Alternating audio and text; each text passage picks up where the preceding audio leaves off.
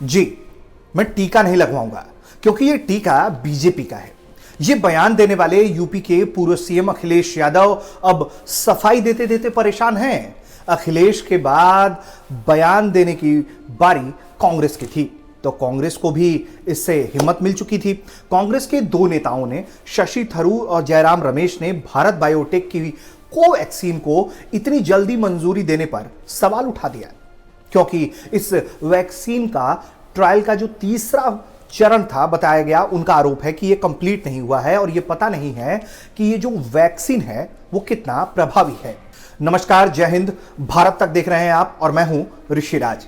इन सवालों को लेकर हम आपको बताएंगे कि भारत सरकार और स्वदेशी वैक्सीन बनाने वाली कंपनी क्या कह रही है। लेकिन दोस्तों, एक बात तो कहनी ही होगी कि हमें कम से कम अपने देश के वैज्ञानिकों पर सिर्फ गर्व नहीं करना चाहिए, बल्कि उन पर भरोसा करना भी सीखना चाहिए। और कम से कम राजनीतिक दलों के नेताओं को यह सोचना चाहिए कि जब वो इस तरह के पहल पर सवालिया निशान लगाते हैं तो क्या उनके पास ये प्रॉपर रिसर्च होता है या फिर वो महज राजनीति के लिए इस तरीके से आरोप लगा देते हैं। तो चलिए बताते हैं आपको कि सरकार क्या कह रही है। सरकार का पहला पक्ष है, पहली बात यह है कि वैक्सीन का सेफ्टी डेटा उपलब्ध है, मिनिमम साइड इफेक्ट्स हैं। दूसरी बात यह कि पहले और दूसरे चरण के डेटा से यह साफ है कि वैक्सीन पूरी तरीके से कारगर है। तीसरी बात यह कि वैक्सीन नए कोरोना पर भी ज्यादा कारगर साबित हो रही है। अब चौथी बड़ी बात क्या है, यह भी जानिए। चौथी बड़ी बात यह है कि अगर दूसरी वैक्सीन कम प्रभावी दिखाएगी या फिर केस बढ़ेंगे तो वैक्सीन को बैकअप की तरह इस्तेमाल किया जा सकेगा। अब इसकी पांचवी बड़ी बात जानिए।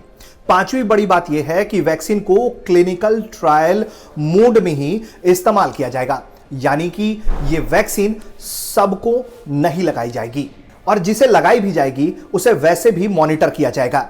कोवैक्सीन के पहले और दूसरे चरण में 800 लोगों पर यह ट्रायल हुआ था।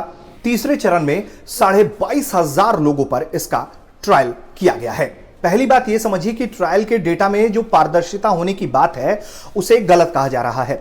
वैक्सीन पर 70 से ज्यादा आर्टिकल जो है, ये कंपनी की सफाई है कि वैक्सीन पर 70 से ज्यादा आर्टिकल इंटरनेशनल जर्नल्स में छप चुके हैं।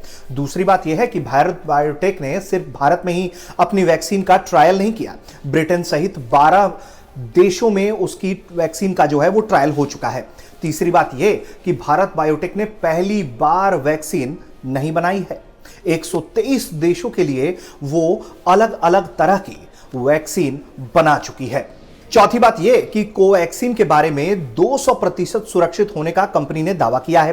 कंपनी का कहना है कि बाकी वैक्सीन में अगर 60 से 70% साइड इफेक्ट्स हैं तो कोवैक्सीन में सिर्फ 10% ही साइड इफेक्ट्स हैं।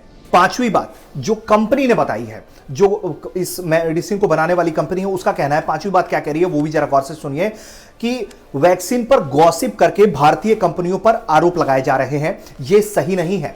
इबोला वैक्सीन का भी ट्रायल पूरा नहीं हुआ था, लेकिन उसे विश्व स्वास्थ्य संगठन ने इमरजेंसी इस्तेमाल के लिए मंजूरी दी थी।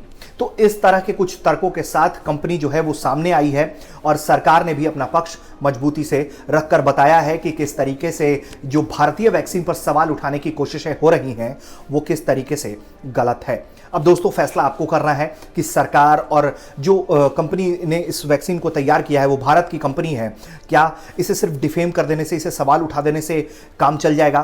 क्या कब तक हमें जो है हम दूसरे देशों के वैक्सीन पर भरोसा करते रहेंगे? क्या भारत के आपको क्षमता पर शक है? ये भी कई बड़े सवाल हैं जिनका फैसला आपको करना है। उम्मीद करते हैं आपको ये वीडियो पसंद आया हो। आप और भी कैसे वीडियो देखना चाहते हैं हमें बताएं, हमें हमारे कमेंट बॉक्स में लिखें। अगर हमारा ये वीडियो पसंद आया हो तो हमारे वीडियो को लाइक करें, शेयर करें, चैनल सब्सक्राइब करें और नोटिफिकेशन का बेल आइकन दबाएं। फेसबुक पर देख रहे हैं तो पेज लाइक करें और फॉलो करें। धन्यवाद, नमस्कार, जय हिंद।